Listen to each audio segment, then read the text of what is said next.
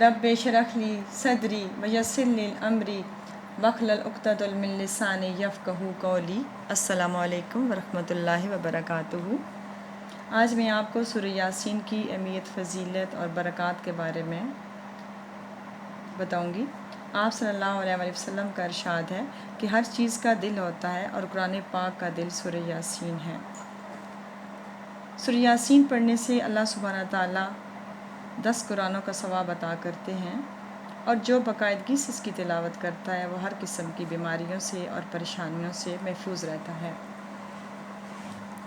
چونکہ اس سورت کا نام رافع و حافظہ بھی ہے، یعنی مومنوں کے مرتبے اور بلند کرنے والی ہے اور درجات بلند کرنے والی ہے۔ آپ صلی اللہ علیہ وآلہ وسلم کا ارشاد ہے کہ میرا دل چاہتا ہے کہ میرے ہر امتی کے دل میں سورہ یاسین ہو، لہٰذا آپ سورہ یاسین کو روزانہ سے پڑھنے کا معمول بنا لیں اور اس کی باقاعدگی سے تلاوت کیا کریں۔ جو اللہ پاک کی رضا کے لیے اس سورت کی تلاوت کرتا ہے اس کے تمام پچھلے گناہ معاف کر دیے جاتے ہیں، اور جو خاص طور پہ نماز فجر کے بعد اس سورت کی تلاوت کرے گا اس کی تمام ضروریات پوری ہوں گی، تمام مسائل حل ہوں گے، تمام پریشانیاں دور ہو جائیں گی۔ اگر آپ یہ سمجھتے ہیں آج کل ہر انسان کو کوئی نہ کوئی مسئلہ، کوئی نہ کوئی پریشانی ہر روز سننے میں آتی ہے کہ ہمارا یہ مسئلہ نہیں حل ہو رہا، ہماری یہ پریشانی ہے، ہم اسے کیسے دور کریں، تو آپ ایسے کیا کریں کہ نماز فجر کے بعد اس سورت کو باقاعدہ سے پڑھا کریں۔ 11 دن تک ایک جگہ بیٹھ کر اس سورت کی تلاوت کریں اور پھر اللہ سبحانہ تعالیٰ سے دعا کریں، تو انشاءاللہ آپ کی وہ دعا قبول ہوگی اور پریشانی آپ کی دور ہو جائے گی اور آپ کے تمام مسائل انشاءاللہ حل ہوتے جائیں گے۔ اللہ پاک نے اس سورت کو زمین آسمان کو پیدا کرنے سے پہلے ہزاروں برس پہلے پڑھا۔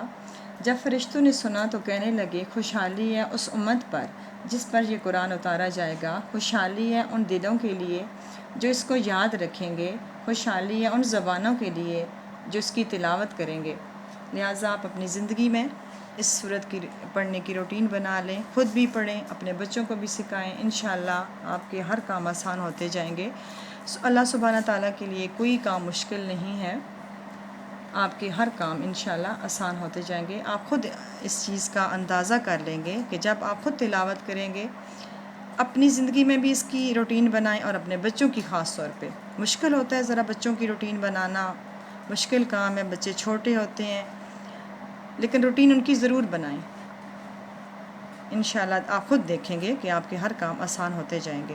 پھر اس میں خاص طور پہ ساری جو ہے وہ آیات بہت ہی اہم ہیں، لیکن خاص طور پہ اس کی جو یہاں پہ ایک لکھی ہوئی ہے آیت، انما امرہ اذا اراد شیئا ان یقول لہ کن فیکون۔